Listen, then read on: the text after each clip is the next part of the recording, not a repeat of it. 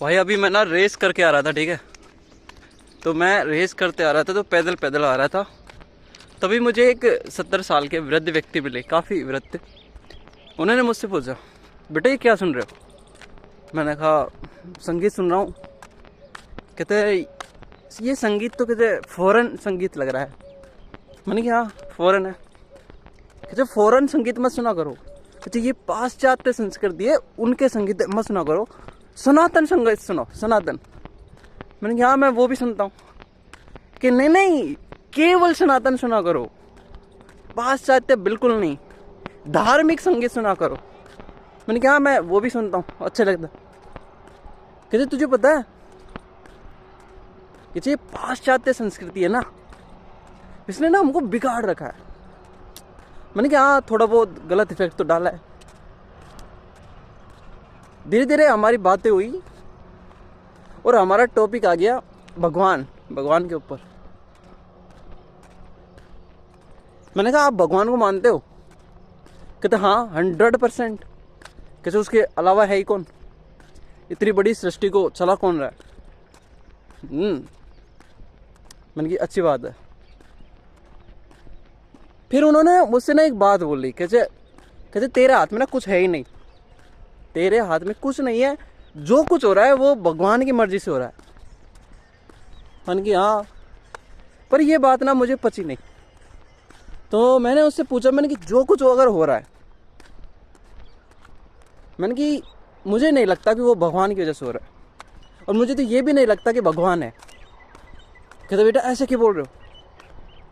मैंने कहा देखो दो कंडीशन हो सकती हैं, एक भगवान नहीं है और दूसरी भगवान है। अगर पहली कंडीशन यानी भगवान नहीं है तब तो बात ही खत्म, कोई मतलब ही नहीं बनता।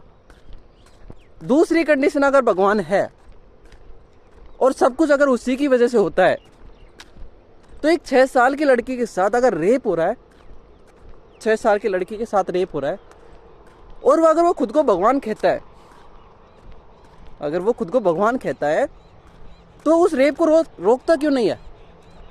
कहते नहीं बेटा ये तो प्रारब्ध का खेल है। मैंने प्रारब्ध का खेल है? कहते हाँ प्रारब्ध का खेल है ये, इसमें भगवान कुछ नहीं कर सकता। मैंने कि वही बात, मैंने कि अगर सब कुछ खेल ही अगर प्रारब्ध का है और प्रारब्ध अगर भगवान से ज्यादा ताकतवर है, तो मैं फिर भगवान को क्यों मानूं? फिर तो मुझे प्रारब्ध को मानना चाहिए। और प्रारब्ध तो आदमी के कर्मों से बनता है, यानी कर्म प्रारब्ध से भी मुश्किल है, प्रारब्ध से भी महान है।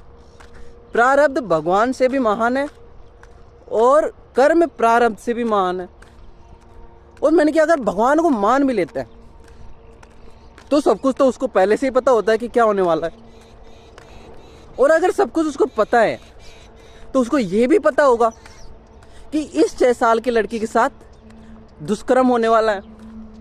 और अगर उसे ये भी पता है तो अगर वो उस दुष्कर्म को रोकने की भी कोशिश नहीं करता है तो फिर तो वो विकलांग है, जीवन से उसका जीव उब चुका है।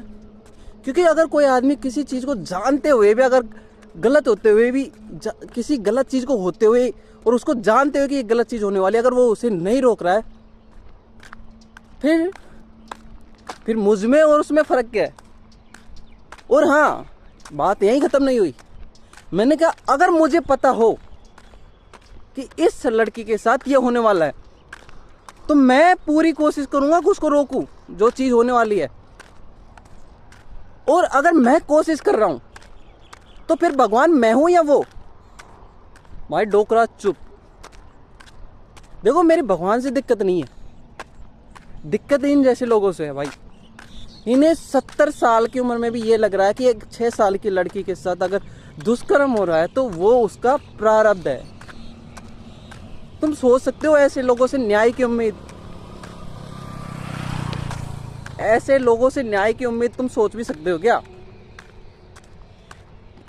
इन लोगों को किसी लड़की के साथ दुष्कर्म होते हुए, गलत काम होते हुए लगता है कि ये उसका प्रारब्ध है। एक 6 साल की लड़की, वो पैदा ही इसलिए हुई है ताकि कोई आदमी उसके प्रारब्ध में लिखी हुई चीज को पूरी कर सके। तुम समझो भाई, ये लोग, और ये लोग पता है क्या डिमांड करते हैं कि हमारी ना बड़ों की इज्जत करो भाई, बड़ों की इज्जत करो। अरे यार, एक कछुआ है मुझसे, वो उसकी अगर उम्र 300 साल है, तो क्या मैं उसकी इज्जत करने लग जाऊं? नहीं, अगर बात उम्र पर ही है, सब कुछ चीज़ है, तो फिर तो मुझे कछुए की इज्जत करनी चाहिए ना। मैं क्यों करूं महान महान संतों की इज्जत, महान लोगों की? बात ही सारा खेल ही अगर उम्र का है तो भाई ऐसे लोगों से ना बचो। और दिक्कत पता है क्या है?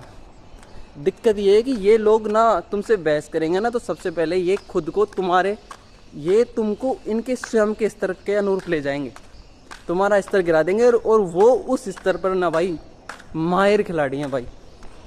और वो तुम्हें ना जानते हुए तुम्हारी आंखों के सामने ना तुम्हें परास्त कर देंगे, तुम्हें पता भी नहीं चलेगा। भाई इन लोगों से बचो यार, ये लोग तुम समझ रहे हो ना, ये खास चीजें सोच रहे हो भाई।